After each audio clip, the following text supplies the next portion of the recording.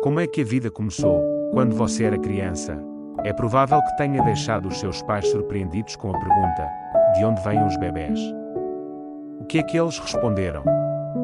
Dependendo da sua idade e da personalidade deles, os seus pais talvez tenham ignorado a sua pergunta ou, então, ficaram embaraçados e deram-lhe uma resposta breve. Pode ser que eles lhe tenham contado uma história fantasiosa que, mais tarde, você descobriu ser mentira. É claro que, para uma criança se preparar para a vida adulta e o casamento, em determinado momento, ela terá de aprender sobre as maravilhas da reprodução humana, assim como muitos pais relutam em falar sobre a origem dos bebés. Alguns cientistas relutam em considerar uma pergunta ainda mais importante: de onde se originou a vida? Uma resposta confiável a esta pergunta pode afetar profundamente o modo como uma pessoa encara a vida. Então, como é que a vida começou? E onde vêm os bebés? É um facto comprovado e indiscutível. Os seres vivos só surgem de outros seres vivos. Mas será que, em algum momento no passado distante, essa lei fundamental foi violada? Poderia a vida ter surgido por acaso, a partir de substâncias químicas sem vida? Quais são as probabilidades de algo assim ter acontecido? Investigadores concluíram que, para uma célula sobreviver, pelo menos 3 tipos de moléculas complexas precisam de funcionar em conjunto: o ADN, ácido desoxirribonucleico, o ARN, ácido ribonucleico, e as proteínas.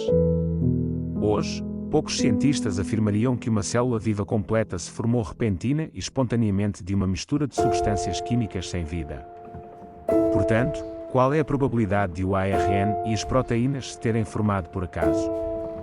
Analise os factos. Todas as pesquisas científicas indicam que a vida não pode surgir de matéria inanimada. Mais que base científica existe para a teoria de que a primeira célula surgiu de substâncias químicas sem vida. Se as proteínas e as moléculas de ARN precisam de trabalhar em conjunto para que uma célula possa sobreviver, os cientistas admitem que é muito improvável que o ARN se tenha formado por acaso, e é ainda mais improvável que isso tenha acontecido com uma única proteína. É praticamente impossível que o ARN e as proteínas tenham sido capazes de se formar por acaso no mesmo lugar e ao mesmo tempo. Depois, interagir. Pense no seguinte: o que exige mais fé? Acreditar que os milhões de partes complexas e organizadas de uma célula surgiram por acaso ou que a célula é produto de uma mente inteligente? O que diz a Bíblia?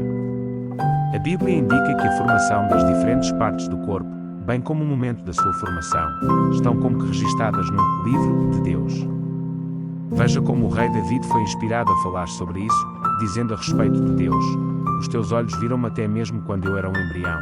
Todas as suas partes estavam escritas no teu livro, no que diz respeito aos dias em que foram formadas, antes de qualquer uma delas existir. Salmo 139 versos 16, o relato de Gênesis diz que as plantas, as criaturas marinhas, os animais terrestres e as aves foram criados, segundo as suas espécies. Gênesis 1 versos 12, 20, 25. Essa descrição permite uma variação dentro de uma espécie, mas também indica que há limites fixos que separam as diferentes espécies. O relato bíblico sobre a criação também indica que novas criaturas apareceriam no registro fóssil de modo súbito e plenamente formadas. Além disso, o breve relato bíblico sobre como Deus criou a vida neste planeta dá ampla margem para teorias e pesquisas científicas. A Bíblia diz que Deus criou toda a vida, e que as coisas vivas foram feitas segundo as suas espécies. Gênesis 1 versos 11, 21, 24. Essas afirmações talvez estejam em conflito com certas teorias científicas, mas concordam com factos científicos já comprovados. A história da ciência mostra que as teorias vão e vêm, mas os factos permanecem. Você acredita na criação em Deus? Siga a página para mais informação. Abraços e Deus o abençoe.